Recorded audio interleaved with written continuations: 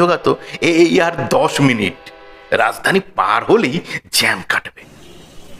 Time ট্রেনের হিসাব বলার মধ্যে এমন একটা নাটকীয়তা রাখতো যে যাত্রীদের ক্ষেত্রে ওটাই সেই সময়টুকুর জন্য রিলিফ।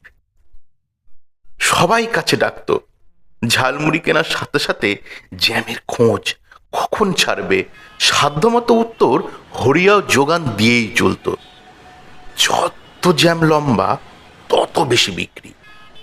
হরিয়ার মজা লাগতো বসে থাকতে থাকতে অতিষ্ঠ হয়ে যাত্রীদের বকবকানি। কি বাজে জায়গা, সরকার চোখে ঠুলি পড়ে আছে। আরে মশাই, মন্ত্রী টন্ত্রী তো আমাদের মতন গেটে আটকা পড়ে না, পড়লে বুঝতো। এখানকার লোকগুলো চায় না দাদা জ্যাম কাটুক, না হলে বাইপাস কতদিনে হয়ে যায়। पूरा इंडिया दिख रहा है, ऐसा जम काम पर भी नहीं